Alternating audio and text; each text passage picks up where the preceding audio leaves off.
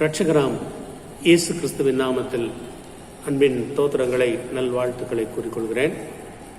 பிதா குமாரன் பரிசுத்த ஆவியின் திருப்பெயராலே உங்களை வாழ்த்துகிறேன். இந்த ஆராதனையிலே ஆண்டவரை நாம் தொழுது கொள்ளுவோம், அவரை பாடுவோம், அவரை போற்றுவோம், அவரை தியானிப்போம். கர்த்தர் நமக்கு அருள் செய்வாராக. தலைவணங்கி நாம் ஜெபம் செய்வோம்.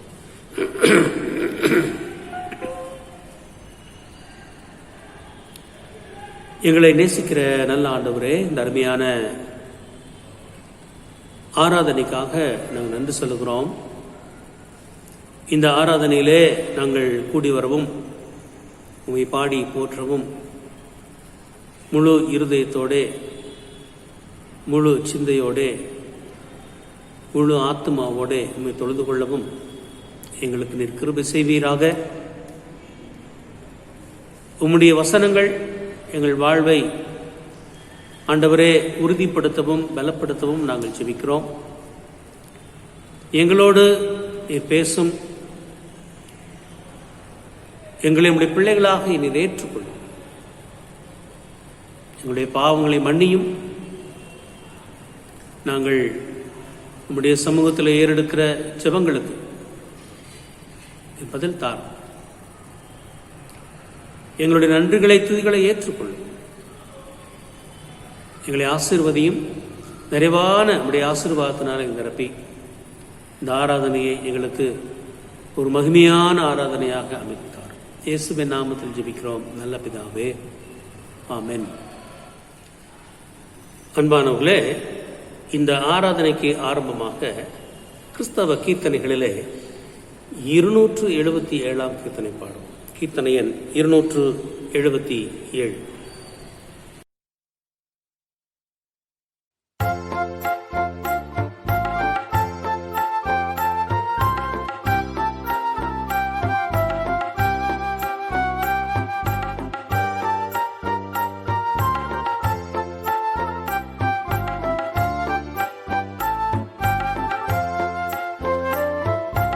ஐயனே உமது திருவடிகளுக்கே 1000 தரம் தோத்திரம்.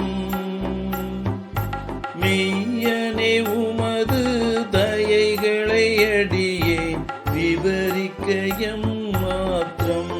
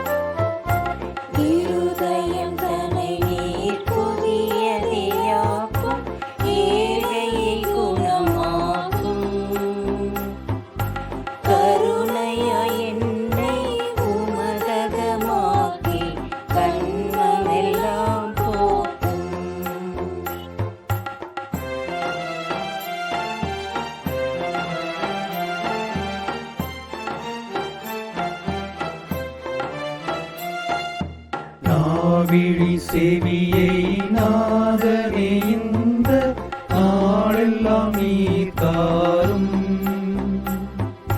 தீவினை விலகி நான் திருமுகம் நோக்க தெய்வமே அருள் கூறும்.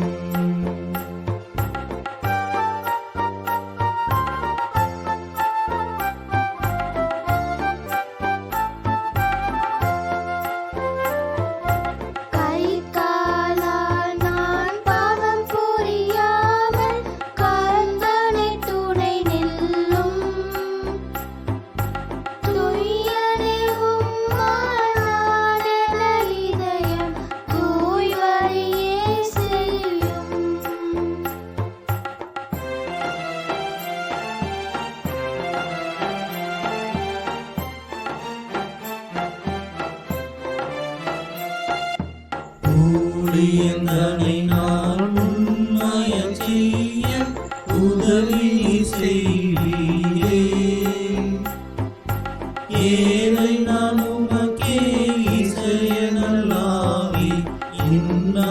பெய்தீரே.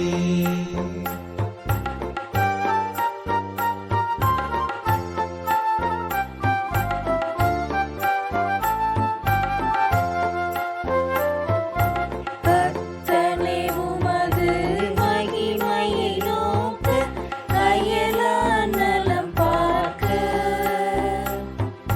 சித்தமாய் அருளும் மெய் விசுவாசம் தேவனே உமக்கேற்க.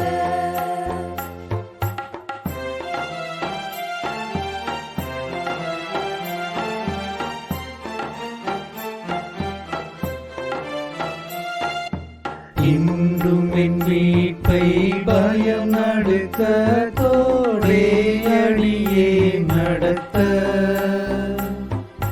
பொன்னிடாபலமே தாரும் என் நாளை பூவுலகில் கடத்த.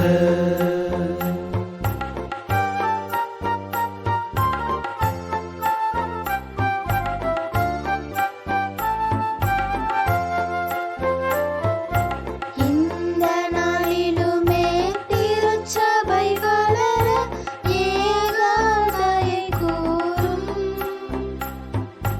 தந்தையினால் உதவியாயிருக்க கர்த்தரை வாழ்ந்தாரும். ஐயனே உமது திருவடிகளுக்கே ஆயிரந்தரம் தோற்றம்.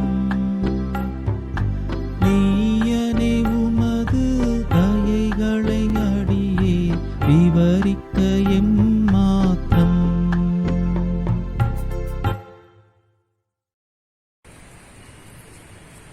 துன்மார்க்கன் தான் செய்த துன்மார்க்கத்தை விட்டு விலகி நியாயத்தையும் நீதியையும் செய்வானேயாகில் அவன் தன் ஆத்மாவை பிழைக்க பண்ணுவான். என் மீறுதல்களை நான் அறிந்திருக்கிறேன். என் பாவம் எப்பொழுதும் எனக்கு முன்பாக நிற்கிறது. என் பாவங்களை பாராதபடிக்கு நீர் உமது முகத்தை மறைத்து என் அக்கிரமங்கள் எல்லாம் நீக்கியருளும். தேவனுக்கு ஏற்கும் பலிகள் நொறுங்குண்ட ஆவிதான். தேவனே, நொறுங்குண்டதும் நறுங்குண்டதுமான இருதயத்தை நீர் புறக்கணையே. உங்கள் வஸ்திரங்களை அல்ல, உங்கள் இருதயங்களை கிழித்து உங்கள் தேவனாகிய கர்த்தரிடத்தில் திரும்புங்கள். அவர் இரக்கமும் மன உருக்கமும் நீடிய சாந்தமும் மிகுந்த கிருபையும் உள்ளவர். அவர் தீங்குக்கு மனஸ்தாபப்படுமாயிருக்கிறார்.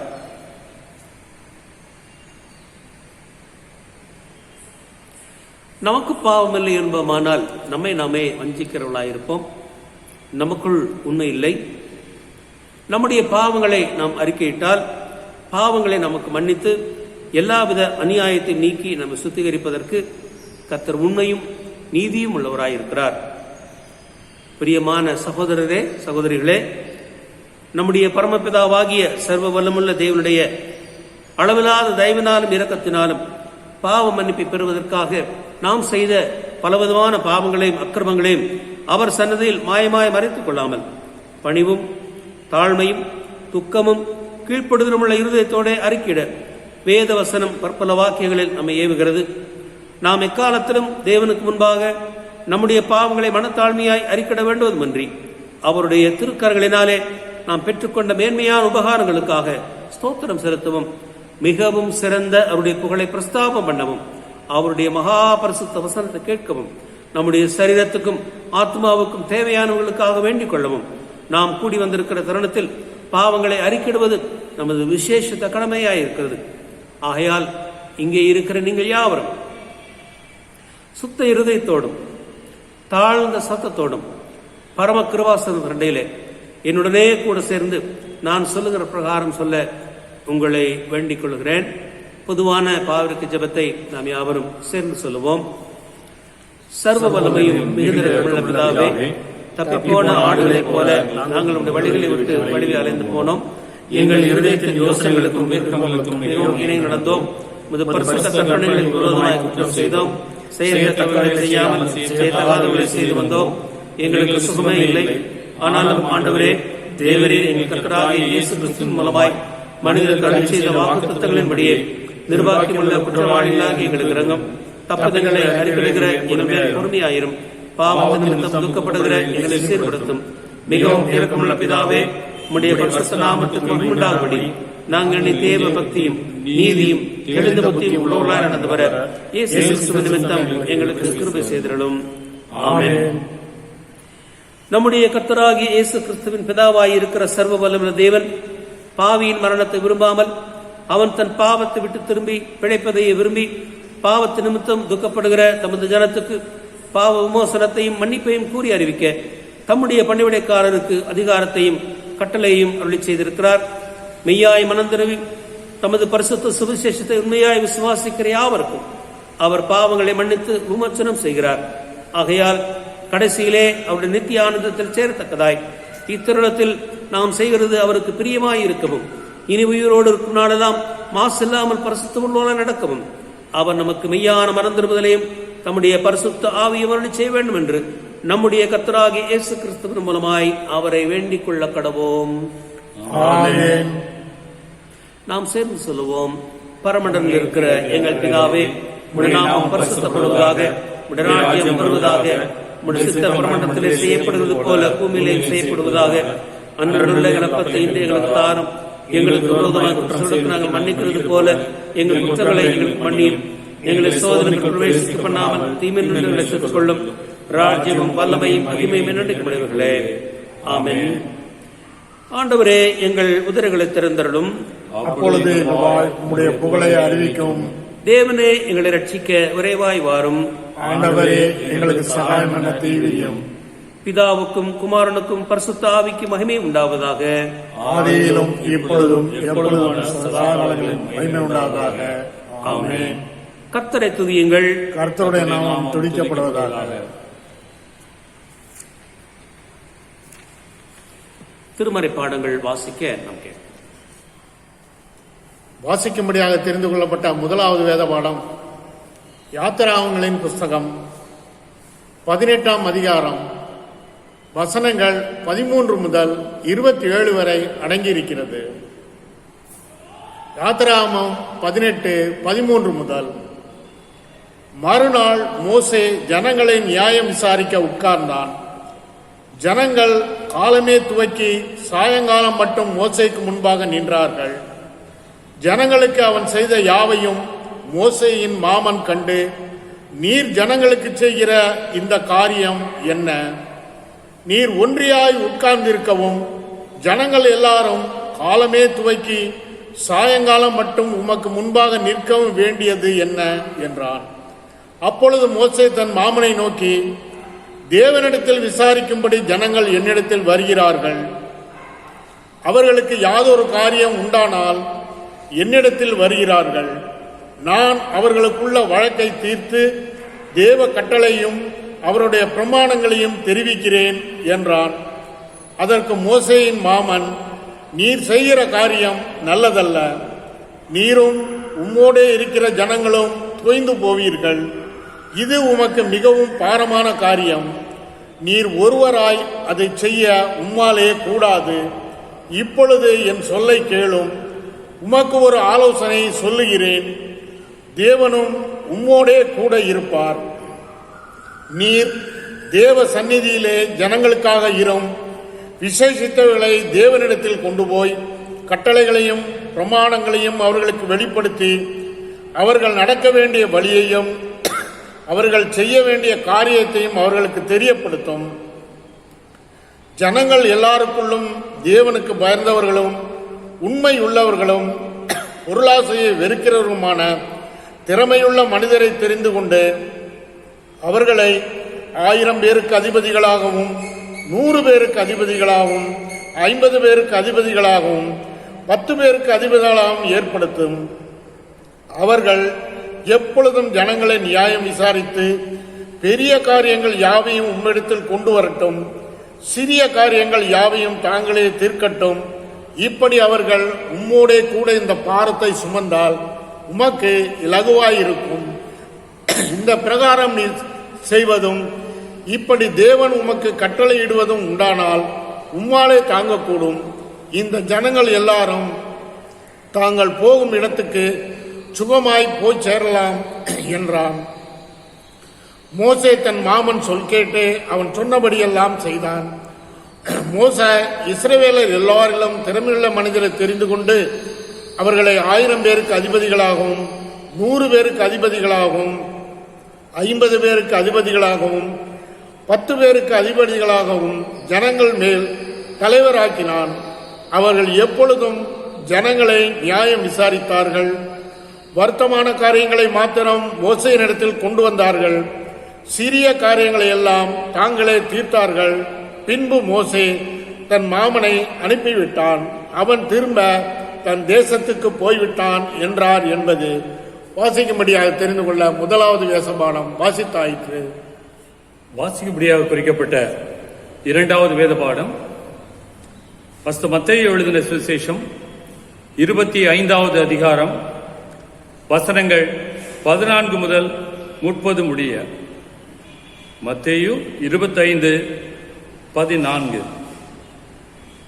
அன்றியும் பரலோக ராஜ்யம் புரதேசத்துக்கு பிரயாணமாய் போகிற ஒரு மனுஷன் தன் ஊழியக்காரரை அழைத்து தன் ஆஸ்திகளை அவர்கள் வசமாய் ஒப்பு கொடுத்தது போல் இருக்கிறது. அவன் அவனுடைய திறமைக்கு தக்கதாக ஒருவனிடத்தில் 5 தாலந்தும் ஒருவனிடத்தில் 2 தாலந்தும் ஒருவனிடத்தில் 1 தாலந்துமாக கொடுத்து உடனே பிரயாணப்பட்டு போனான். 5 தாலந்தை வாங்கினவன் போய் அவைகளை கொண்டு வியாபாரம் பண்ணி வேறு 5 தாலந்தை சம்பாதித்தான்.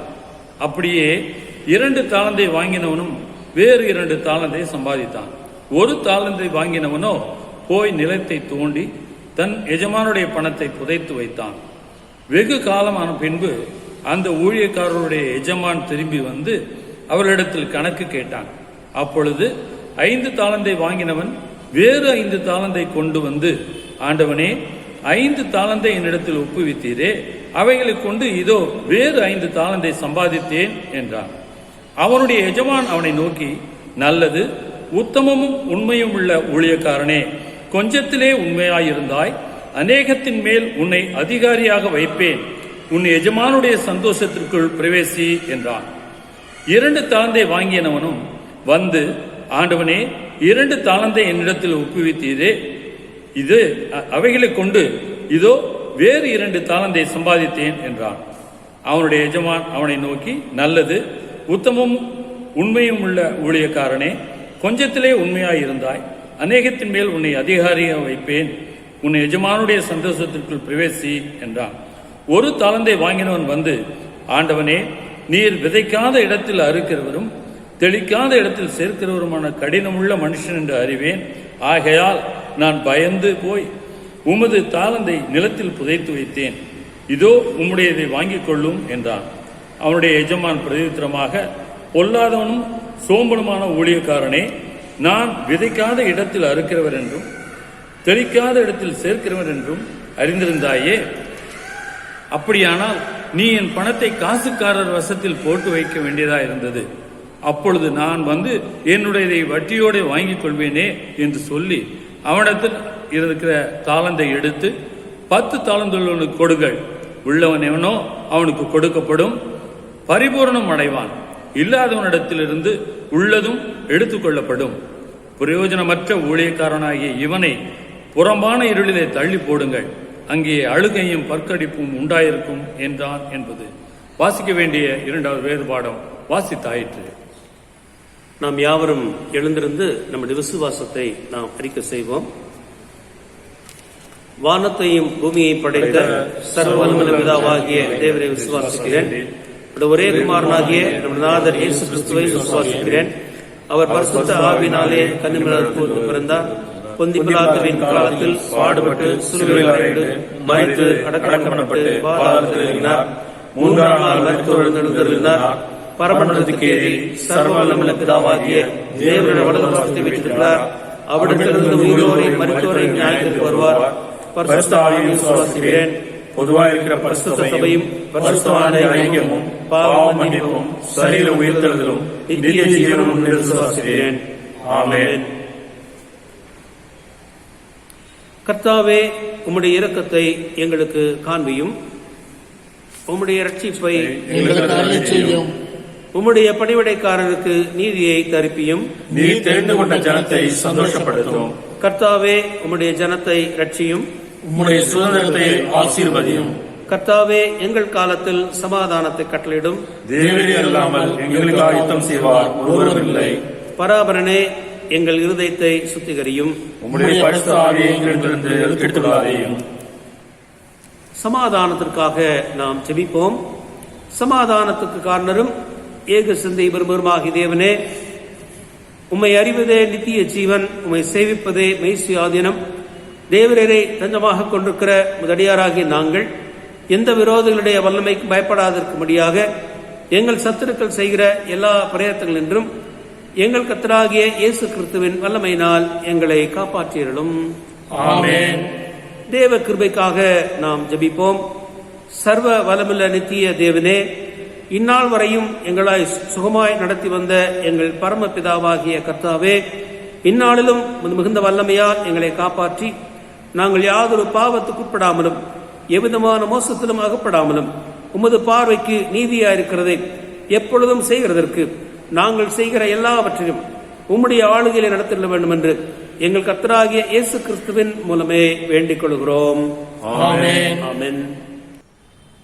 பெந்தேகோஸ்தே திருநாளுக்கு பின்வரும் 5ஆம் ஞாயிற்கான சுருக்க ஜெபம்.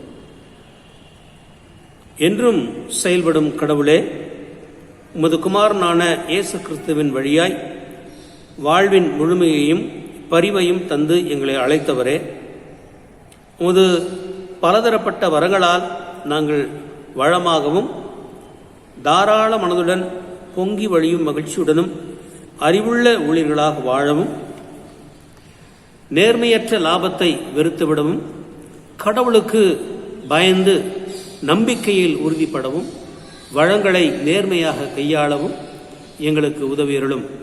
உம்மோடும் தூய ஆவியோடும் ஒரே கடவுளாக முடிவின்றி ஆளுகை செய்யும் எங்கள் ஆண்டவர் இயேசு கிறிஸ்துவின் வழியாய் வேண்டுகின்றோம்.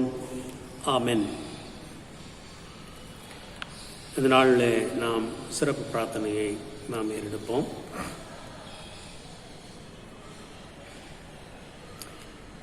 எங்களை நேசிக்கிற நல்ல ஆண்டவரே, இந்த வேளையிலே எங்களுடைய அன்பு சமூகத்திலே நாங்கள் வருகிறோம்.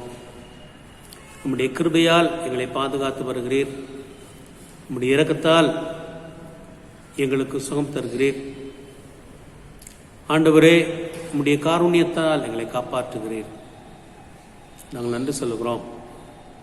உலகமே இந்த கொரோனா என்கின்ற பேண்டமிக் தொற்று வியாதியினாலே அல்லல்பட்டு கொண்டிருக்கிற இந்த காலத்தில் ஆண்டவரே, உம்முடைய வல்லக்கரம், உம்முடைய கிருபையின் கரம் எங்களை தாங்கி வருகிற பேரன்புக்காக நாங்கள் நன்றி சொல்கிறோம். இந்த நாளிலும் அந்த நோயினாலே பாதிக்கப்பட்டு துன்புற்றுக் கொண்டிருக்கிற மக்களை உடைய கரத்தில் வைக்கிறோம். ஆண்டவர் அவளுக்கு அற்புதமான சுகத்தை, பலத்தை நீர் தருவீராக. உரிய மருத்துவ சிகிச்சையை அவர் பெற்றுக்கொள்ள கிருபை செய்வீராக. கடவுளுடைய வல்ல தூயக்கரம் அவர்களை காப்பதாக, சுகப்படுத்துவதாக. ஆண்டவரே, தொடர்ந்து இந்த நோய் பரவாதபடி உம்முடைய வல்லக்கரம் தடுக்க வேண்டும் நாங்கள் ஜெபிக்கின்றோம். சுவாமி, வாதை உன் கூடாரத்தை அணுகாது என்று சொன்னீரே. ஆண்டவர் தம்முடைய கரங்களினாலே உம்முடைய ஜனங்களை பாதுகாத்துக் கொள்வீராக. தீமையிலிருந்து காத்தள்ளும், பலவீனத்திலிருந்து அவர்களை விலக்கி பலப்படுத்தும் நாங்கள் ஜெபிக்கிறோம். பாழாக்கும் கொள்ளை நோய் உன்னை தப்புவிப்பேன்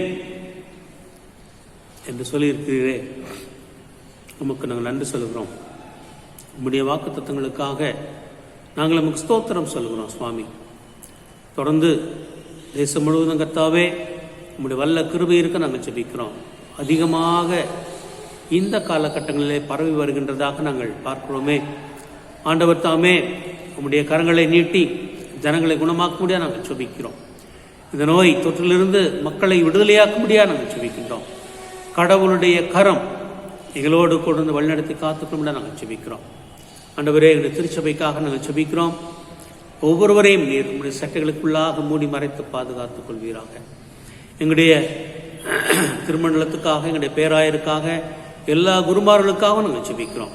எங்களுடைய திருமண்டலத்துடைய ஊழியங்கள் விரைவாக தொடங்கப்படவும், ஆராதனை நடைபெறவும், அதன் வழியாக திருச்சபை மக்கள் உடைய நிறைவான ஆசீர்வாதத்தை பெற்றுக்கொள்ளவும், நாங்கள் ஐக்கியத்தில் வளரவும் தேவரீர் எங்களுக்கு கிருபை செய்வேன் நாங்கள் ஜெபிக்கின்றோம். சுவாமி, தேசம் முழுவதும் நடைபெற்றுக் கொண்டிருக்கிற ஊழியங்களுக்காக நாங்கள் ஜெபிக்கிறோம். அந்த ஊழியக்காரர்களை உடைய ஊழியங்களை கர்த்தத்தாமே ஆசீர்வதிப்பீராக. அநேகர் நன்மை கண்டுகொள்வதற்கு உம்முடைய கருத்தின் கருவியாய் அவர்களை பயன்படுத்துவன் நாங்கள் ஜெபிக்கின்றோம். இந்த உலக நாடுகள் அமைதியிலும் சமாதானத்திலும் பெருக தேவன் கிருபை தருவீராக. போர் அபாயங்களை, போர் மேகங்களை களையச் செய்வீராக. நட்புறவையும் சமாதானத்தையும் ஆண்டவரே தேசங்கள் நாட நீர் கிருபை தரும்படி நாங்கள் ஜெபிக்கின்றோம். தலைவர்கள் கர்த்தாவே ஜனங்களை மையப்படுத்தி ஜனங்களுக்காக திட்டமிட, ஜனங்களுடைய வாழ்வுக்காக செயல்பட தேவன் நீர் கிருபை தரும்படி நாங்கள் ஜெபிக்கிறோம். உடைய வல்ல கரங்களில் எங்களை தருகிறோம். வழிநடத்தும் பாதுகாத்துக் கொள்ளும். துதி கன மகிமை உமக்கே இயேசுவின் நாமத்திலே ஜெபிக்கிறோம் நல்ல பிதாவே, ஆமென். நாம் ஜெபம் செய்வோம்.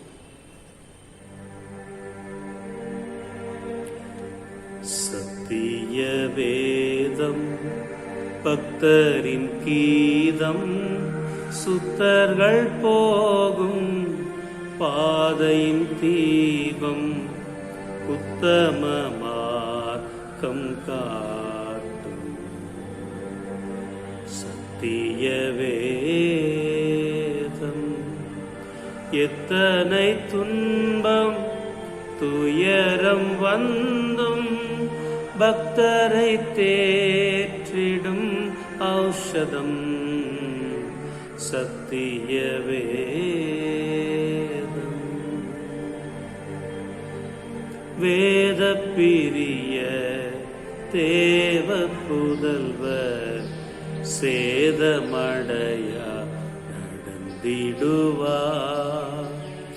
இலைகள் உதிரா மரங்கள் போல இவர்கள் நல்ல கனி தருவார். இலைகள் உதிரா மரங்கள் போல இவர்கள் நல்ல கனி தருவார். சத்திய வேதம் எத்தனை துன்பம் துயரம் வந்தும் பக்தரை தேற்றிடும் ஔஷதம். சத்திய வேதம்.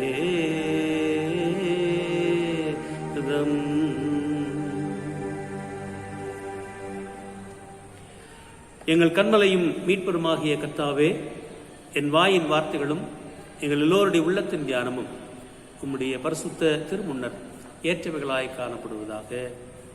ஆமென்.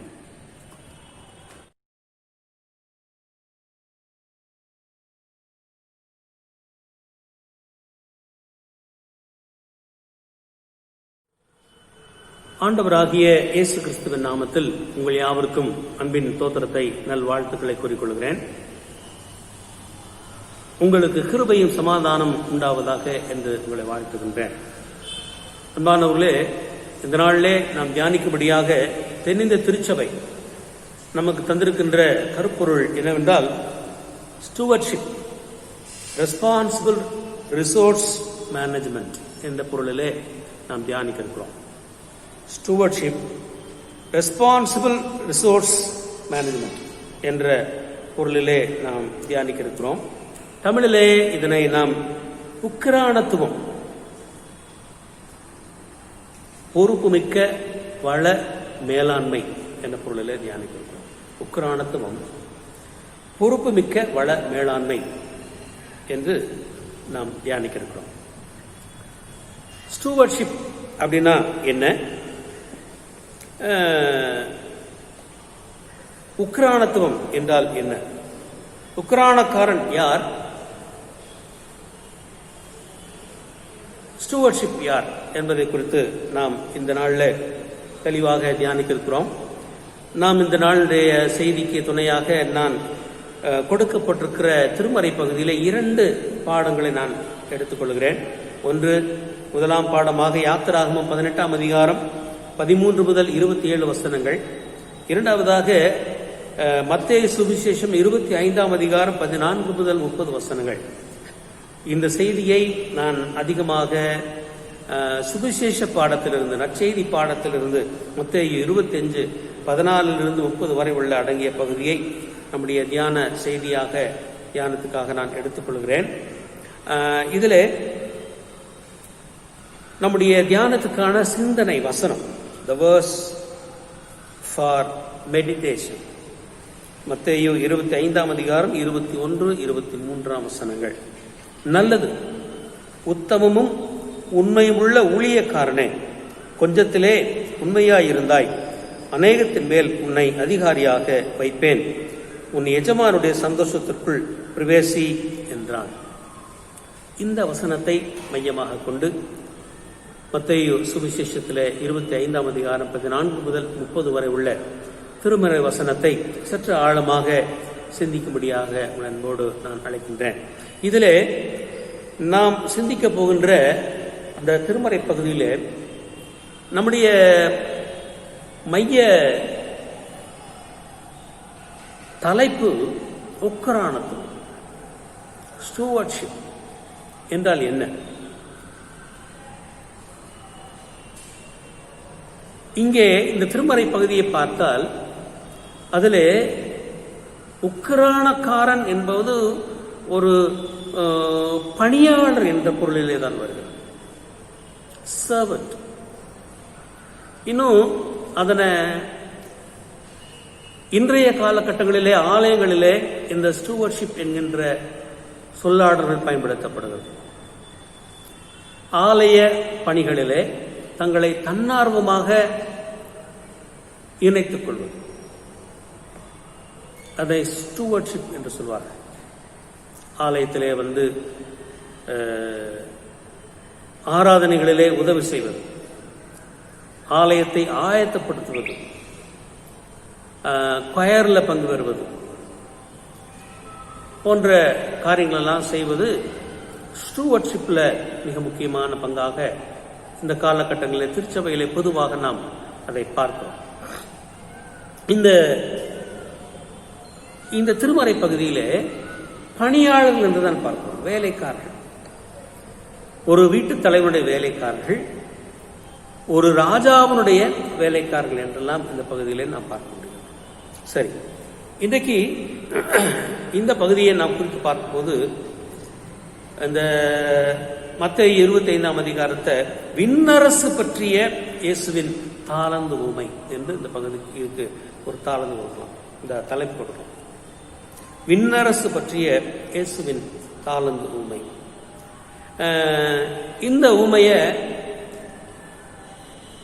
சுவிசேஷங்கள்ல மத்தேயும் சொல்லியிருக்காரு, லூக்காவும் சொல்லியிருக்காரு. மத்தேயு சுவிசேஷத்துக்கும் இந்த லூக்கா சுவிசேஷத்துக்கும் மார்க்கு தான் மூல ஆதாரம் என்று வல்லுநர்கள் சொல்வார்கள். ஆனால் மார்க்கு நற்செய்தியாளர் இந்த சம்பவத்தை குறித்து சொல்லவில்லை. எனவே இந்த ஊமை லூக்கா மற்றும் மத்தேயு நற்செய்தியில் மட்டுமே உள்ளது. மார்க்கு நற்செய்தியாளரின் கைக்கு எட்டாத ஒரு பாரம்பரியத்தை லூக்காவும் மத்தேயும் பெற்றதால் அவர் மட்டுமே இதை எழுதுகிறார்கள். அன்பானவர்களே, மத்தேயு மற்றும் லூக்கா இந்த இருவரின் பதிவுகளும் பல முரண்பாடுகளை கொண்டுள்ளதை நாம் பார்க்க முடியும். சற்று ஆழமாக அதை நாம் எடுத்து வாசித்து பார்த்தால் பல முரண்பாடு இருக்கிறதை நாம் பார்க்க முடியும். மத்தேயு 25ஆம் அதிகாரத்தில் 14 முதல் 30 வரை பார்க்கிறோம். லூக்கா 19ஆம் அதிகாரத்திலே 12 27 வரை பார்க்கிறோம். இதுல மத்தேயு நற்செய்தியாளர் சொல்றதுல பார்த்தோம்னா அங்க வீட்டு தலைவன் என்று சொல்லப்படுகிறது. தன் பணியாளர்கள் 3 தாளந்து 5, 3, 1 என்று தாளந்துகளை கொடுத்து பயணம் மேற்கொள்ளுகிறதை நாம் பார்க்கிறோம். 5 பெற்றவன் மேலும் 5, 3 பெற்றவன் மேலும் 3 என ஈட்டினார்கள். ஆனால் 1 பெற்றவன் அதை நிலத்தில் புதைத்து வைத்தான் என்று சொல்லப்பட்டிருக்கிறது. லூக்காவில் நம்ம பார்த்தோம்னா அந்த தலைவரை அரசன் என்று சொல்லப்படுகிறது. தன் பணியாளர்களுக்கு சொத்துக்களை பிரித்து கொடுக்கிறார். இது லூக்கா 19ஆம் அதிகாரத்தில் 12ஆம் வசனத்திலிருந்து 27ஆம் வசனம் வரை நாம் பார்க்கிறோம். அந்த 10 பேருக்கு தாளந்துகளை ஒரு தாளந்து என பிரித்து கொடுத்து அரசுரிமை பெற வெளிநாட்டுக்கு செல்கிறான். இதற்கிடையில் இவன் எங்களுக்கு அரசனாக வேண்டாம் என்று சொல்லி ஒரு கூட்டம் தகவல் அனுப்புகிறார்கள். இருந்தாலும் இவன் சென்று அரசுரிமையை பெற்று திரும்ப வருகிறான்.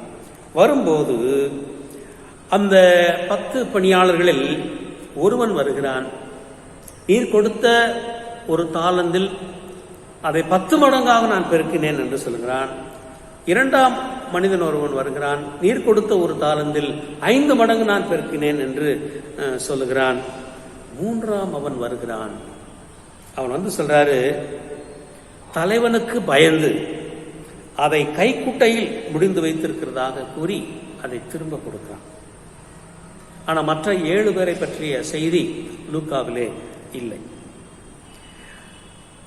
அன்பானவர்களே, இந்த 2 பகுதியிலும் இருக்கிற பொதுவான விஷயத்தை நம்ம பார்த்தோம்னா, ஒன்று, முதல் 2 பேர் நன்றாக சம்பாதிக்கின்றனர், தன்னுடைய தாளந்தை பயன்படுத்தி பெருக்குகின்றனர். 3ஆம் அவன் சம்பாதிக்கவில்லை, அதை அப்படியே வச்சிருந்து கொண்டாந்து கொடுக்கிறான். 2வது இந்த பகுதியில் பார்க்கிறோம், அதிகம் பெற்றவர்கள் இன்னும் அதிகம் பெற்றார்கள். 2 பகுதியிலும் நாம் பார்க்கிறோம். 3ஆவதாக பார்க்கிறோம், பொல்லாதவன் தண்டிக்கப்படுகிறான். அதாவது தனக்கு கொடுத்த தாளந்தை அப்படியே வச்சிருந்து திரும்ப சும்மா கொண்டாந்து கொடுத்தானே, அவன் தண்டிக்கப்படுகிறத பார்க்கிறோம். இது காமனா இந்த 2 பகுதியில் இருக்கிற காரியத்தை நம்ம பார்க்கிறோம். இயேசுவின் ஊமையில தொடக்கத்தில் அவர் சொல்றது என்னன்னா, விண்ணரசை பற்றி பின்வரும் நிகழ்ச்சி வாயிலாக விளக்கலாம் என்றுதான் இந்த பகுதி தொடங்குகிறது. ஆக தாளந்து ஊமை முழுக்க முழுக்க விண்ணரசு பற்றியது.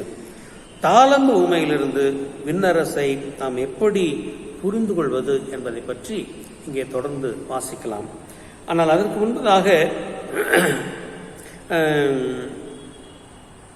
இந்த பகுதியில் இருக்கிற நெருடல்கள், இந்த பகுதியை நாம் தவறாக புரிந்திருக்கிற நிலைகளை குறித்து உங்கள் மத்தியிலே நான் பகிர்ந்து கொள்ள விரும்புகிறேன்.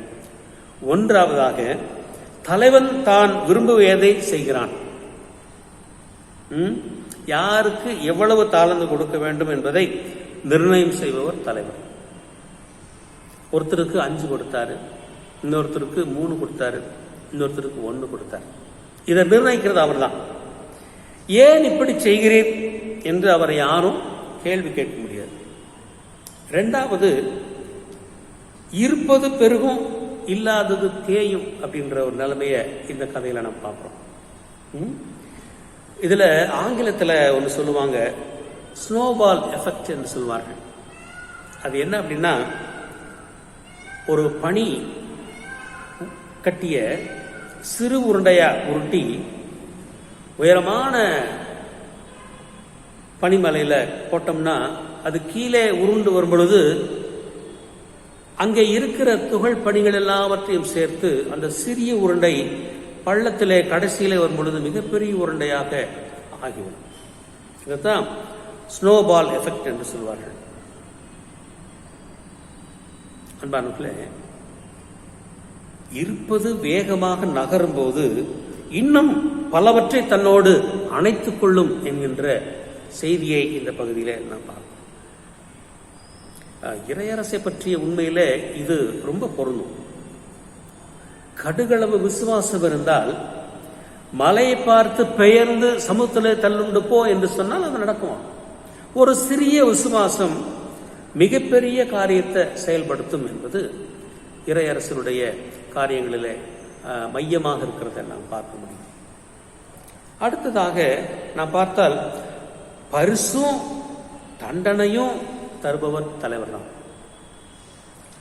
ஏன் இந்த பரிசு, ஏன் இத்தனை தண்டனை என யாரும் தலைவனை கேள்வி கேட்க முடியாது. மேலும் என்ன செய்தால் பரிசு, என்ன செய்தால் தண்டனை என்பது எந்த பணியாளருக்கும் மறைபொருளாகவே இருக்கிறத நாம் பார்க்கிறோம். அன்பானவர்களே, இந்த தாளந்து உண்மையை நாம் காலகாலமாக தவறாகவே புரிந்து கொண்டிருக்கிறோம். அதில் 3 குறிப்பை உங்களுக்கு மத்தியில் நான் வைக்க விரும்புகிறேன். 1, தாளந்து என்றால் டேலண்ட், திறன் என்றே நாம் புரிந்து கொள்கிறோம். கடவுள் நமக்கு நிறைய திறமைகளை கொடுத்திருக்கிறார். அந்த திறமைகளை நாம் பயன்படுத்த வேண்டும், அல்லது அந்த திறமைகளை நாம் பெருக்க வேண்டும் என்று நாம் புரிந்திருக்கிறோம். இரண்டாவது இன்னொரு புரிந்து கொள்ளுதல் என்னவென்றால், வட்டிக்கு கொடுப்பதை அல்லது வங்கியில் கொடுத்து வைப்பதை சரி என்று இயேசு சொல்வதாக புரிந்து கொள்கிறோம்.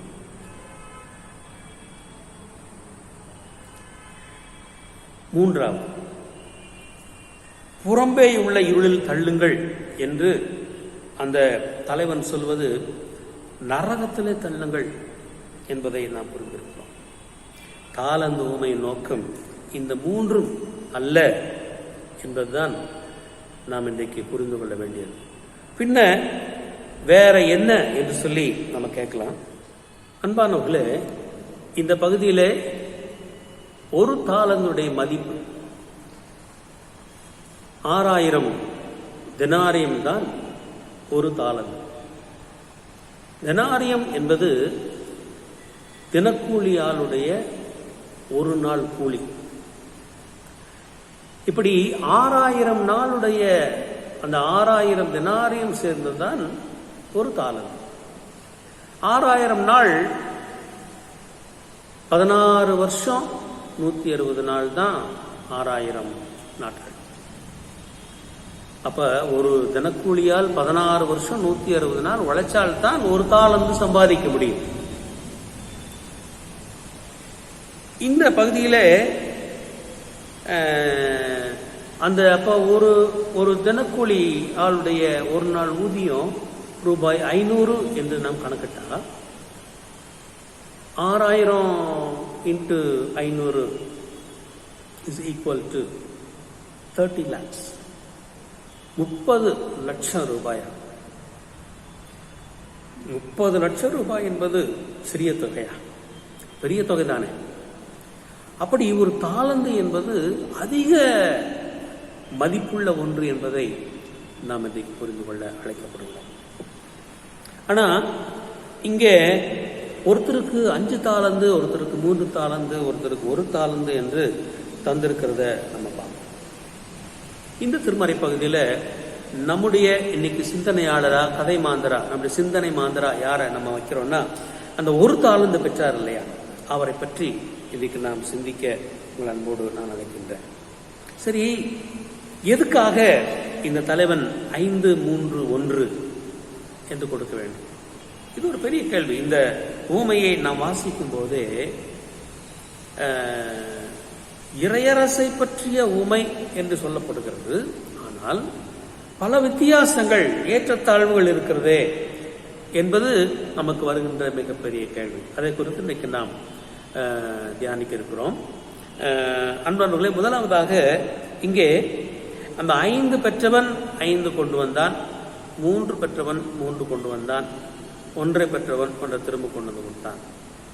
என்னென்ன யார் யார் எவ்வளவு வாங்கினாலும் அதை கொண்டாந்து கொடுத்தாங்க என்று சொல்லுகிறவர்களும் உண்டு. இப்படி சொல்லி புரிஞ்சுக்கிறது உண்டு. இது ஒரு லாஜிக்கா சொல்லுவாங்க. ஆனா நல்ல ஆழமா பார்த்தா 5 பெற்றவன் மேலும் 5 தாளந்து கொண்டு வந்தான், 3 பெற்றவன் மேலும் 3 தாளந்து கொண்டு வந்தான், 1 பெற்றவன் அந்த 1 மட்டும் பத்திரமா வச்சு கொண்டு வந்தான் அப்படின்னு சொல்லுவாங்க. இதுல அந்த 1 தாளந்து பெற்றவனை பற்றி சொல்லுவாங்க, அதையாவது அவன் கொண்டு வந்தானே என்று அவனை பாராட்ட வேண்டாமா? அவன் அதை ஊதாரித்தனமாக செலவழித்து விடாமல் பத்திரப்படுத்தி வைத்திருந்தானே, அவன் அதை தொலைத்து விடவில்லையே, பத்திரமாகத்தானே வைத்திருந்தான், அவனை நாம் பாராட்ட வேண்டுமே என்று சொல்லுகிறவர்களும் உண்டு. இப்ப நிலத்திலே புதைத்து வைப்பது சாதாரணமான விஷயம் அல்ல. ஒருவேளை பீரோவில் அலமாரியில் வச்சிருக்கிறோம்னா அதை திறந்து பார்த்துட்டு இருக்குது என்று சொல்லிட்டு நம்ம இருக்கலாம். ஆனா மண்ணுக்குள்ளே புதைத்து வைத்தால் அதை யாரும் எடுத்துட்டாங்களா இல்லையான்னா அதை கண்காணித்து கொண்டே இருக்க வேண்டும். 2வது, அவன் வைத்த இடத்தை இவன் மறந்து விடக்கூடாது. மறந்துட்டா அவனுக்கே கிடைக்காது. அந்த மண்ணிலே புதைத்து வைத்து அதை பாதுகாத்தான் என்று சொல்லப்படுகிறது. அதனால இவன் எந்த நேரமும் புதைச்சிட்டு அதை அலர்ட்டா பார்த்துக்கிட்டே இருந்தான். ஏன்னா ஒரு தாளந்து என்பது அதிக அளவிலான ஒரு தொகை என்பதை நாம் இங்கே மறந்து போகலாம். நிலத்திலே புதைத்து வைத்து காவல் காப்பது என்பது மிகப்பெரிய வேலை. இதை நம்ம மறுக்க முடியாது.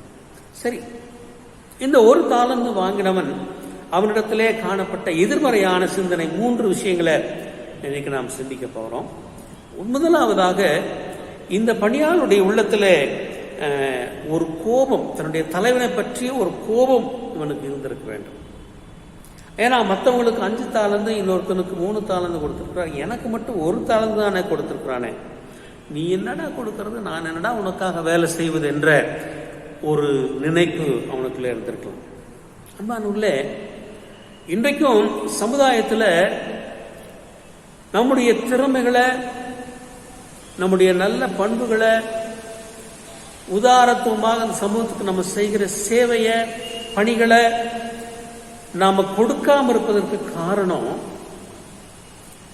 மிக முக்கியமான ஒரு காரணம் கோபம்.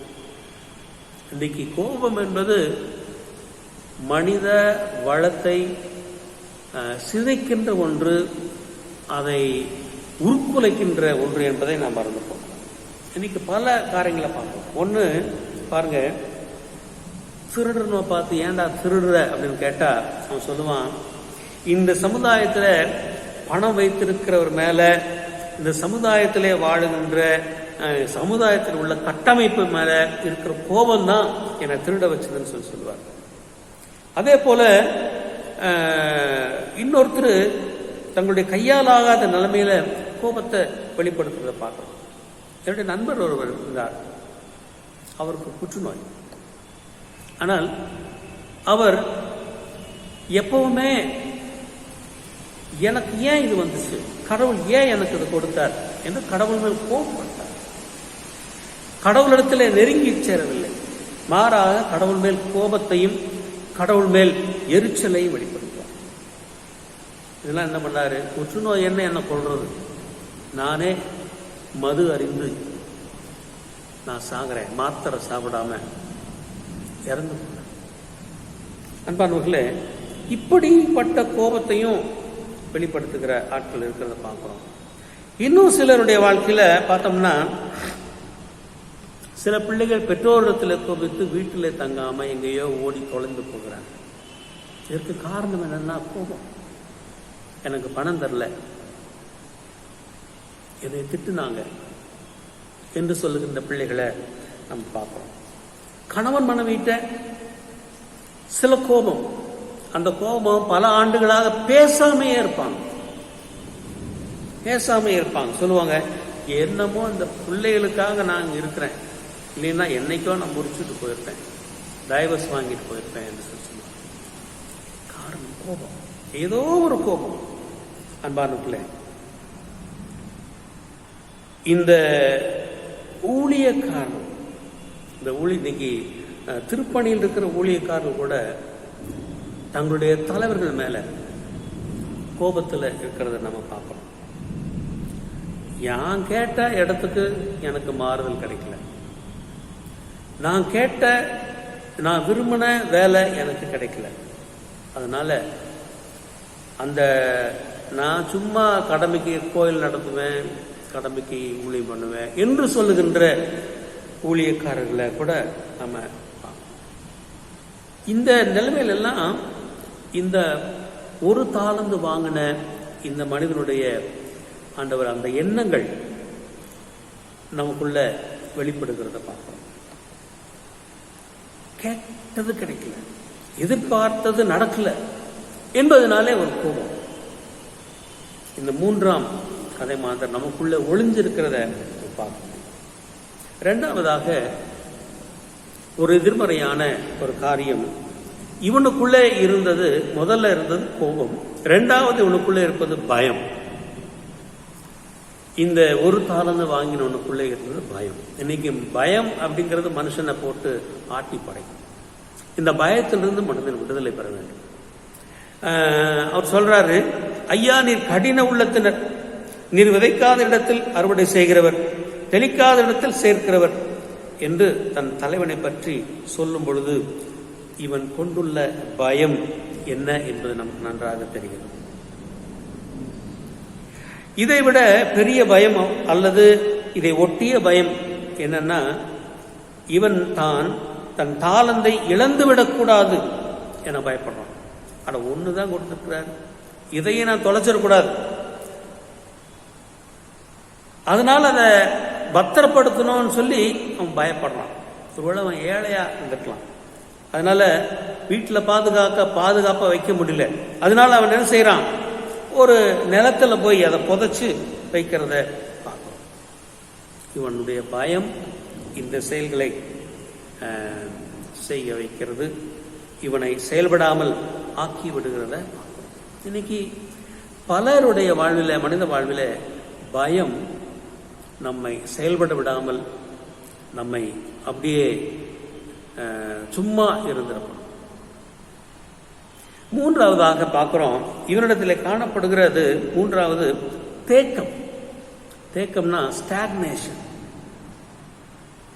முதல்ல பார்த்தோம், அந்த பயத்தினால செயல்பட முடியாத நிலைமைன்னு சொல்லி பார்த்தோம். இவன் பாருங்க, இவன் தண்டிக்கப்பட்டது எதற்காக? தாளந்தை பெருக்காத குற்றத்திற்காகத்தான் தண்டிக்கப்பட்டான்.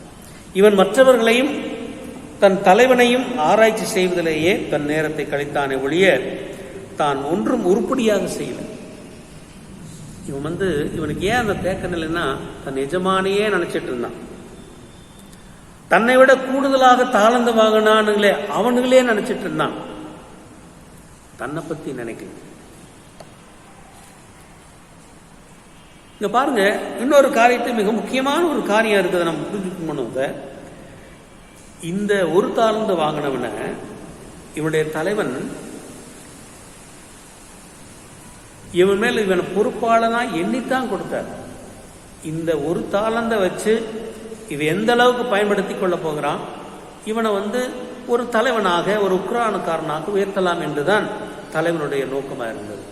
ஆனா அந்த தலைவனை பத்தி இவன் தவறாவே புரிஞ்சுட்டு இருக்கிறான். எனக்கு மட்டும் ஒன்று கொடுத்துட்டானே என்றுதான் அவன் நினைத்துக் கொண்டிருந்தான். பெரியமானவர்களா, இவனும் தான் பணியாளராக இருந்தாலே போதும் அப்படின்னு நினைக்கிறான். அவன் ஒரு உக்ரானக்காரனாகவோ தலைவனாகவோ உயர வேணுன்ற எண்ணம் இல்லை, சும்மா சாதாரண பணியாளரா நம்ம இருந்தாவே போதும் அப்படின்ற ஒரு தேக்க நிலையிலே அவன் இருக்கிறதை பார்க்க. அதனால இந்த மூன்றாம் பணியாளன், அந்த ஒரு தாளந்து வாங்கணும் நம்ம சோம்பேறின்னு சொல்ல முடியாது. அந்த சோம்பேறி என்ன செய்வானா, இந்த ஒரு தாளந்து கொடுக்கும்போது ஐயோ எனக்கு வேண்டாம், அந்த நிறைய வச்சிருக்காரு அவர்கிட்டயே கொடுங்க என்று சொல்லியிருப்பான். ஆனா இவன் சோம்பேறி என்று நாம் இவனை சொல்லிட முடியாது. இவனுக்குள்ள அதை வாங்கி அதை செயல்படுத்த முடியாத அல்லது மற்றவர்களை பார்த்து கொண்டே செயல்படாத ஒரு தேக்க நிலை இவனுக்குள்ளே இருக்கிறதை பார்க்கிறோம். அன்பானவர்களே, செய்ய வேண்டிய வேலையை செய்யாமல் நம்முடைய ஆற்றலை தேக்க நிலைப்படுத்துவதுதான் நம்முடைய தவறு. நாம் செய்ய வேண்டிய வேலையை செய்யாம வேற ஒன்றை நினைச்சுட்டே இருக்கிறோம்.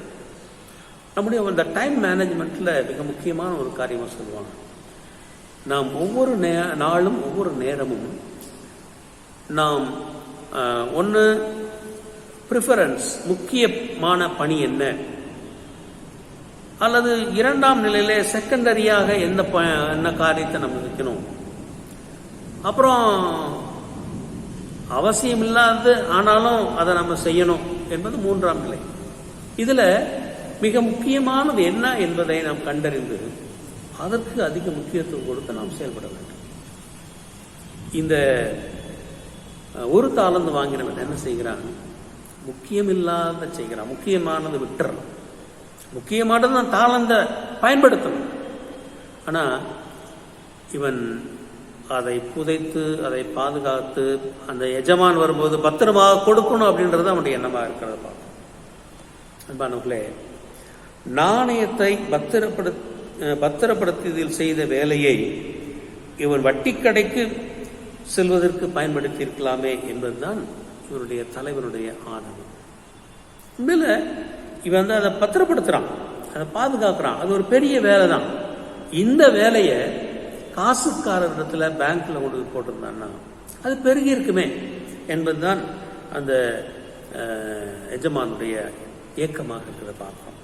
இன்னைக்கு நிறைய பேர் சொல்றோம், நான் பிஸியா இருக்கிறேன், ஏதாவது செய்து கொண்டே இருக்கிறேன் என்று சில பெருமையாக சொல்றதை நாம் பார்க்கிறோம். ஆனா எதையாவது செய்து கொண்டே இருப்பது முக்கியமல்ல, எதை செய்ய வேண்டுமோ அதை செய்கிறோமா என்பதுதான் முக்கியம் என்பதை நாம் மறந்து போகக்கூடாது. அன்பானவர்களே, முதல்ல பார்த்தோம், இந்த ஒரு தாளந்து வாங்கினவன்கிட்ட கோபம் இருந்தது. ரெண்டாவது பயம் அவனுக்குள்ள இருந்தது. மூன்றாவது அவனுக்குள்ள ஒரு தேக்க நிலை இருந்ததுன்னு சொல்லி நான் பார்க்கிறோம்.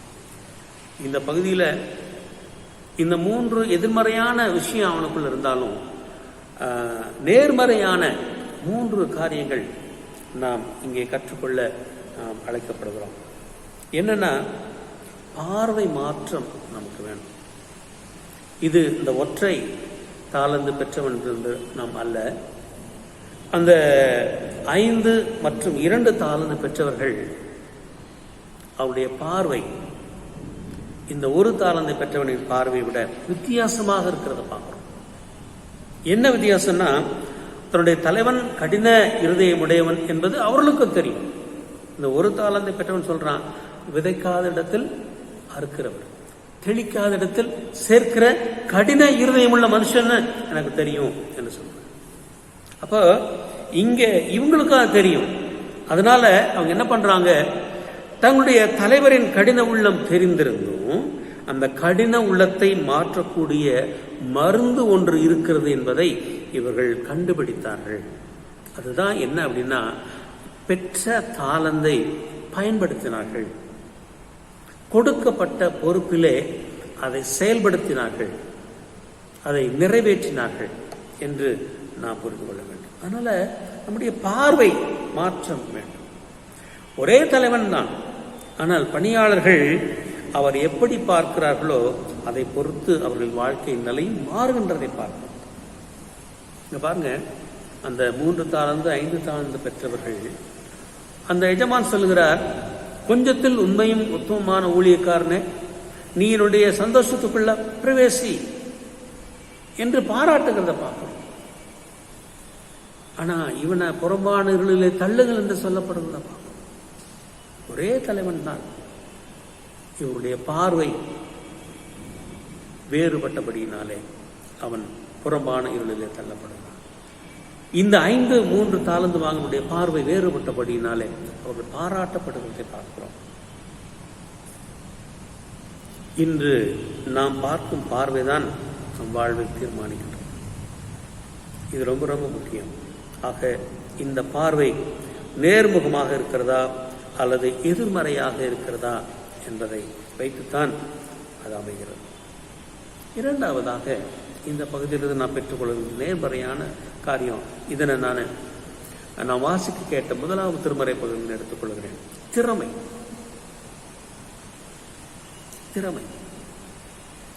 இந்த திறமை வாய்ந்த ஒரு நிர்வாகத்தை எப்படி இருக்கும் என்பதை இன்றைய 1வது பாடம் நமக்கு கற்றுக் கொடுக்கிறது. அதுல மோசேயினுடைய மாமன் எத்திரோ, யாத்திராகமத்தின் புத்தகம் 18ஆம் அதிகாரம் 13 முதல் 27 வரை வசனம் நம்ம வாசிக்கிறோம். எத்திரோ மோசேயை சந்திக்க வந்தபோது அங்க பார்க்கிறாரு, ஜனங்கள் எல்லாம் கூடி வர்றாங்க. மோசே காலையிலிருந்து சாயங்காலம் வரைக்கும் உட்கார்ந்து விசாரிக்கிறார். ஒவ்வொருவராக விசாரித்து அங்க இந்த சம்பவத்தை நான் வாசிக்க கேட்டேன். ஆனா அதை பார்த்த எத்திரோ அவருடைய மாமனார் சொல்றாரு, ஒரு ஆலோசனை சொல்லுகிறார். அதுல அந்த வசனம் ரொம்ப முக்கியமான வசனம். யாத்திராகமம் 18ஆம் அதிகாரம் 21ஆம் வசனம், ஜனங்கள் எல்லாருக்குள்ளும் தேவனுக்கு பயந்தவர்களும் உண்மை உள்ளவர்களும் பொருளாசை இருக்கிறவருமான திறமை உள்ள மனிதரை தெரிந்து கொண்டு அவர்களை 1000 பேருக்கு அதிபதியாகவும் 100 பேருக்கு அதிபதியாகவும் 50 பேருக்கு அதிபதியாகவும் 10 பேருக்கு அதிபதியாகவும் ஏற்படுத்தும் என்று ஒரு புத்தி சொல்லுகிறார், ஒரு ஆலோசனை சொல்லுகிறார். அதுல நான் உனக்கு ஒரு ஆலோசனை சொல்கிறேன், இது கடவுளை ஏற்றுக்கொள்வார் என்று சொல்கிறார். என்ன சொல்றாருன்னா, ஒரு திறமையும் திட்டமிடலும் சரியாக இருந்தால் மிக கடினமான இலக்கையும் நாம் சாதிக்கலாம் என்று இத்திரோ தன்னுடைய மருமகனுக்கு மோசேக்கு கற்றுக் கொடுக்கிறத பார்க்கிறோம். மோசே மிகப்பெரிய தலைவர், கடவுளோடு முகமுகமாக பேசுகிறவர்கள். ஆனால் நிர்வாக ரீதியாக ஜனங்களை விசாரிப்பதிலே அவனுக்கு ஒரு பெரிய தேக்க நிலை இருந்தது பார்க்கிறோம். ஆனால் அதை தன்னுடைய மாமனார்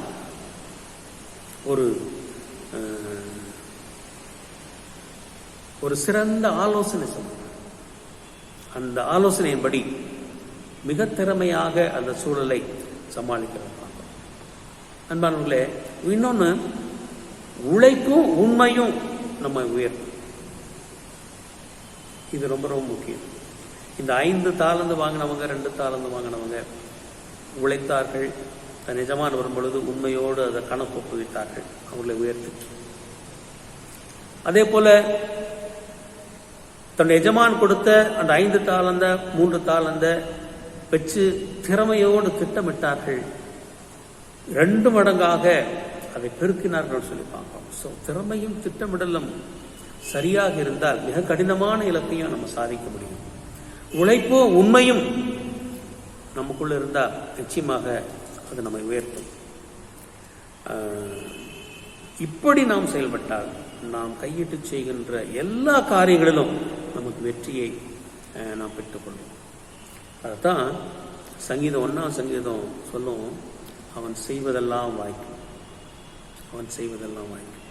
அவன் நீர்க்கால்களின் ஓரமாய் நடப்பட்டு தன் காலத்திலே தன் கனியை தந்து இலை உதிராதிருக்கிற மரத்தை போல் இருப்பான் என்று சொல்லப்பட்டு அவன் செய்வதெல்லாம் வாய்க்கும் என்று சொல்லப்பட்டிருக்கிறான். கர்த்தருக்குள் பிரியமானவர்களே, நாம் திறமையோடு செயல்பட நாம் அழைக்கிறோம். நமக்குள்ளே இருக்கிற திறமையை வெளிப்படுத்தும், அது ரொம்ப ரொம்ப முக்கியம். 3ஆவதாக ஒரு விழிப்பு, அவேர்னஸ். இந்த அவேர்னஸ் நமக்குள்ள மனித வாழ்க்கையில் ரொம்ப ரொம்ப முக்கியம். இன்னைக்கு நிறைய பேர் அறியாமையினால தான் விழுந்து போறாங்க. ஆனால் அவேர்னஸ்னால தான் நம்ம எழுச்சி பெற முடியும் என்பதை நம்ம மறந்து போகக்கூடாது. ஒற்றை தாளந்தை பெற்றவன் தன் தாளந்தை காக்க விழித்திருந்தானே தவிர அதை மல்டிப்ளை பண்ணணும்னு சொல்லி அந்த அவேர்னஸ் அவனுக்குள்ள இல்லை. விழிப்பு நிலை, அவேர்னஸ் என்பது இருப்பதை அப்படியே வைத்திருப்பதல்ல, மாறாக அதை வளர செய்வதும், இருக்கின்ற நிலையில அப்படியே இருப்பதல்ல, முன்னேற்ற நிலைக்கு நேராக செல்வதும் தான் ஒரு விழிப்பு நிலை, ஒரு அவேர்னஸ் நிலை. என்ன அன்பான சகோதர சகோதரிகளே, இன்றைக்கு தாளந்து உண்மையின் மூலமாக நாம் இந்த பாசிட்டிவாக 3 விஷயங்களை நாம் கற்றுக்கொள்கிறோம். ஒன்று, ஒரு நம்முடைய பார்வையில ஒரு மாற்றம், ஒரு ரைட் அப்ரோச் ரொம்ப ரொம்ப அவசியம்.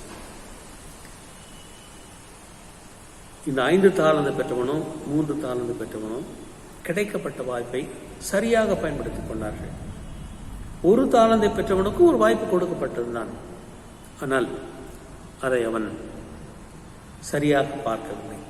அவனுடைய பார்வை ஒரு கோபத்திலும், ஒரு பயத்திலும், ஒரு சோம்பேறித்தனத்திலும், ஒரு தேக்க நிலையிலும் அவனுடைய அப்ரோச் இருந்ததை பார்க்குறோம். அதனால அவன் சோபிக்கலைன்னு சொல்லி நம்ம பார்க்குறோம். ஆனால் கிடைத்த வாய்ப்பை திறமையாக பயன்படுத்தினபடியினாலே அவர்கள் பாராட்டு பெற்றார்கள். அன்பானுக்குள்ளே மோசே கூட தனக்கு கிடைக்கப்பட்ட அந்த வாய்ப்பை அவன் பயன்படுத்தினான். ஆனால் கஷ்டப்பட்டான், காலையிலிருந்து சாயங்காலம் வரைக்கும். இவன் மட்டும் இல்லை, ஜனங்களெல்லாம் காத்திருந்தாங்க. இத்திரோ கொடுத்த நல்ல யோசனை, திறமையான நிர்வாகம், அந்த ஒரு அட்மினிஸ்ட்ரேஷன்னால சரியாக மக்களை விசாரிக்க முடிந்ததை நாம் அந்த பகுதியை பார்க்கிறோம். கடைசியாக ஒரு அவேர்னஸ், விழிப்பு. இந்த அவேர்னஸ் நம்ம ஒவ்வொருடைய வாழ்விலும் இருக்க ஆண்டவர் நம்மை அழைக்கின்றார். நம்ம பெறுகின்ற வாய்ப்புகள் பெருசல்ல. பெற்ற வாய்ப்பை நாம் சரியாக பயன்படுத்திக் கொள்ள வேண்டும். அது ரொம்ப ரொம்ப முக்கியம். அதுதான் விழிப்பு நிலை. விழிப்பு நிலை என்பது இருக்கின்ற நிலையில் அப்படியே இருப்பதில்லை, முன்னேறி செல்வது, ஒரு மேலான நிலைக்கு நம்மை உயர்த்தி கொண்டு போவதுதான் விழிப்பு நிலை என்பதை நாம் மறந்து போகக்கூடாது. இந்த தாளந்து உண்மை. நம்முடைய வள மேலாண்மையை நாம் பயன்படுத்தவும், அதை பெருக்கிக் கொள்ளவும், அதில் முன்னேறி செல்லவும், அதனாலே பிறருக்கும் நம்முடைய வாழ்வுக்கும் பயனுள்ள காரியங்களை பெற்றுக்கொள்ளவும் ஆண்டவர் நமக்கு அருள் செய்வாராக. கர்த்தர் தாமே இந்த வார்த்தைகளை ஆசீர்வதிப்பாராக.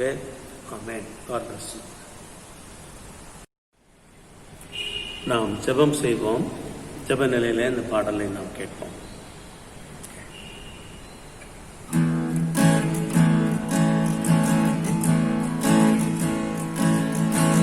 தேவனே, என்னை தருகின்றேன், உம் பாதத்தில் என்னை படைக்கின்றேன். யாவையும் நீ தந்ததா, உன்னிடம் திரும்ப தருகின்றேன். எந்தன் வாழ்வின் மேன்மையெல்லாம் உந்தனுக்கே தருகின்றேன். எந்தன் வாழ்வின் மேன்மையெல்லாம் உந்தனுக்கே தருகின்றேன். எங்கள் ஆராதனை உமக்கே, எங்கள் வாழ்நாளெல்லாம் உமக்கே. எங்கள் ஆராதனை உமக்கே, எங்கள் வாழ்நாளெல்லாம் உமக்கே. ஊழியம் நீ தந்தது, உயர்வுகள் நீ தந்தது, மேன்மைகள் நீ தந்தது, செல்வமும் நீ தந்தது. எந்தன் வாழ்வின் மேன்மையெல்லாம் உந்தனுக்கே தருகின்றேன். எந்தன் வாழ்வின் மேன்மையெல்லாம் உந்தனுக்கே தருகின்றேன். எங்கள் ஆராதனை உமக்கே, எந்தன் வாழ்நாளெல்லாம் உமக்கே. எங்கள் ஆராதனை உமக்கே, எங்கள் வாழ்நாளெல்லாம் உமக்கே. தரிசனம் நீ தந்தது, ஆகமும் நீ தந்தது, கிருபைகள் நீ தந்தது, அபிஷேகம் நீ தந்தது. எந்தன் வாழ்வின் மேன்மையெல்லாம் உந்தனுக்கே தருகின்றேன். எந்தன் வாழ்வின் மேன்மையெல்லாம் உந்தனுக்கே தருகின்றேன். எந்தன் ஆராதனை உமக்கே, எங்கள் வாழ்நாளெல்லாம் உமக்கே. எங்கள் ஆராதனை உமக்கே, எங்கள் வாழ்நாளெல்லாம் உமக்கே. தேவனே, என்னை தருகிறேன், பாதத்தில் என்னை படைக்கின்றேன். யாவையும் நீ தந்ததா, உன்னிடம் திரும்ப தருகின்றேன். எந்தன் வாழ்வின் மேன்மையெல்லாம் உந்தனுக்கே தருகின்றேன். மேன்மையெல்லாம் உந்தனுக்கே தருகின்றேன்.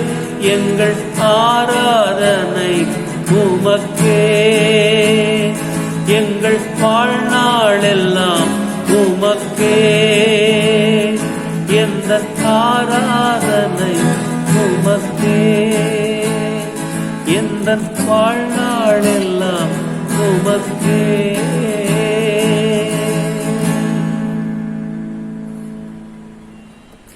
எங்கள் அன்பின் ஆண்டவரே, நாங்கள் பெற்றிருக்கிற அந்த வாழ்வு, நாங்கள் பெற்றிருக்கிற அந்த எல்லாம் உம்மாலே எங்களுக்கு வழங்கப்பட்ட அற்புடைகள்.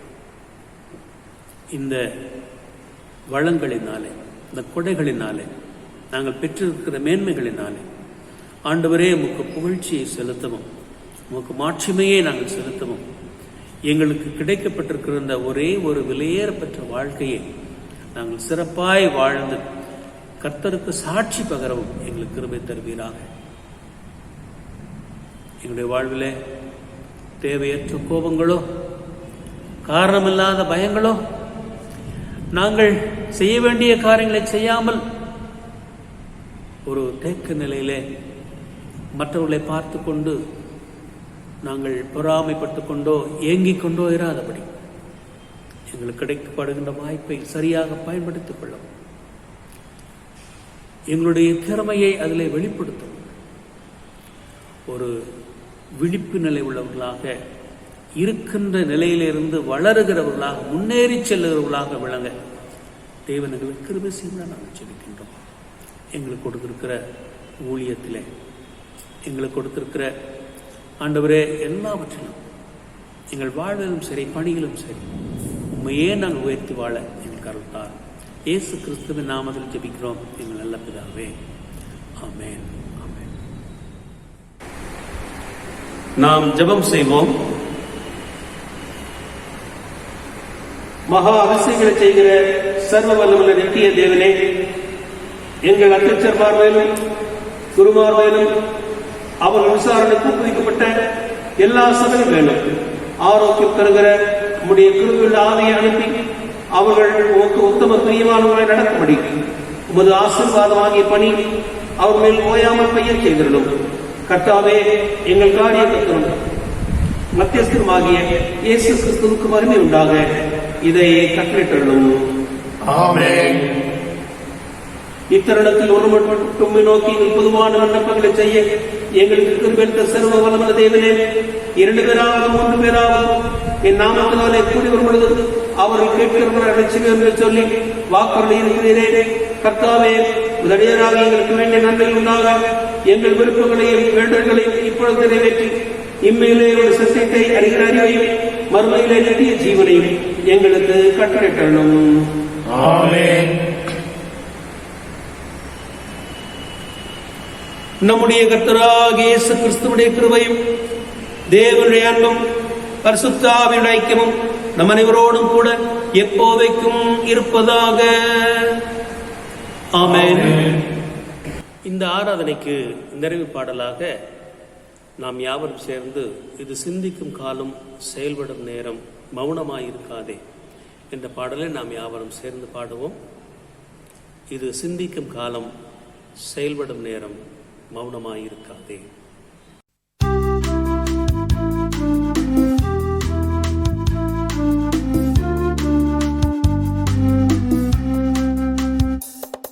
இது சிந்திக்கும் காலம் செயல்படும் நேரம் மௌனமாயிருக்காதே.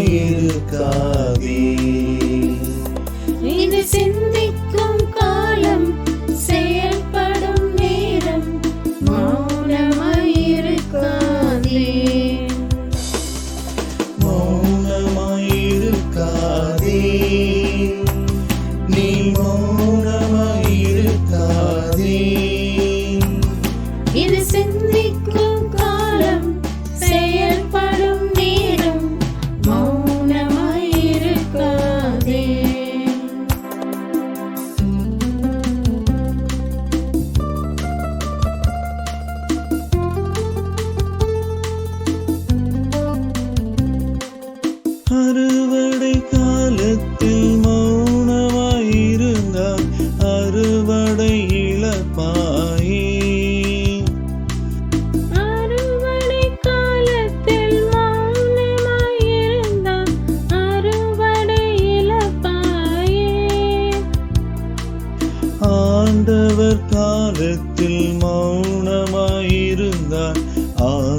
மௌனமாய் இழப்பாயே. ஆண்டவர் காலத்தில் மௌனமாயிருந்தால் ஆத்துமா இழப்பாயே. மௌனமாய் இருக்காதே, நீ மௌனமாய் இருக்காதே. இது சிந்திக்கும் காலம், செயல்படும் நேரம். மௌனமாய் இருக்காதே.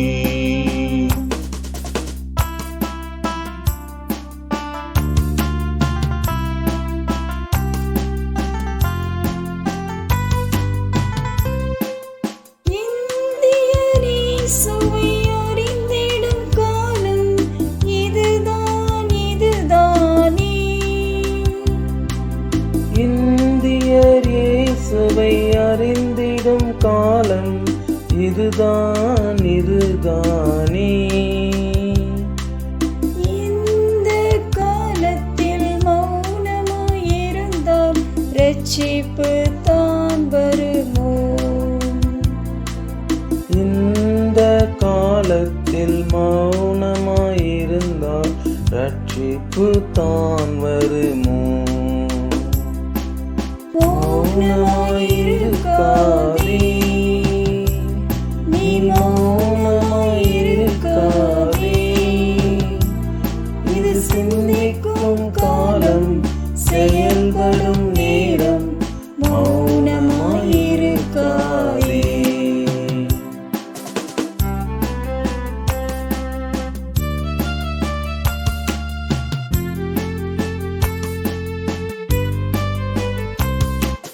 பகட்டு வாழ்வோ பரமனின் அன்போ எது உன்னை இழுக்கிறது? பகட்டு வாழ்வோ பரமனின் அன்போ எது உன்னை இழுக்கிறது? கணக்கு கேட்கும் கர்த்தர் வருவார், வெறும் கையாய் நிற்பாயோ? கணக்கு கேட்கும் கர்த்தர் வருவார், வெறுங்கையாய் நிற்பாயோ? மௌனமாயிருக்காதே, நீ மௌனமாயிருக்காதே. இது சிந்திக்கும் காலம், செயல்படும் நேரம். மௌனமாயிருக்காதே. இது சிந்திக்கும் காலம், செயல்படும் நேரம். மௌனமாயிருக்காதே.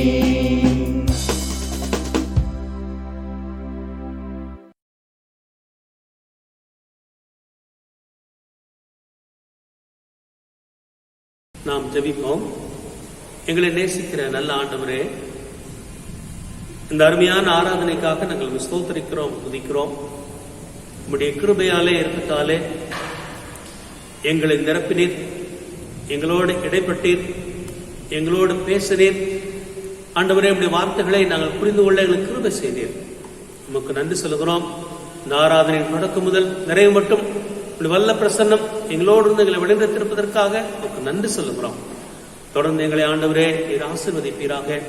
இந்த சூழல், இந்த நெருக்கடியான சூழல் சீக்கிரத்திலே மாற்றம் பெற ஆண்டவரே தேவரின் கிருபை செய்யும்படி நாங்கள் ஜெபிக்கிறோம். கடவுளுடைய வழிநடத்துதல் எங்களோடு இருந்து எங்கள் நடத்துவதாக துதிக்கிறோம், ஸ்தோத்திரிக்கிறோம். இயேசு கிறிஸ்துவின் நாமத்தில் ஜெபிக்கிறோம் நல்ல பிதாவே, ஆமென். கர்த்தர் உங்களோடு இருப்பாராக, இருப்பாராக. சமாதானத்தோடு சென்று வர கடவும் கர்த்தரின் நாமத்தினாலே, ஆமென். God bless.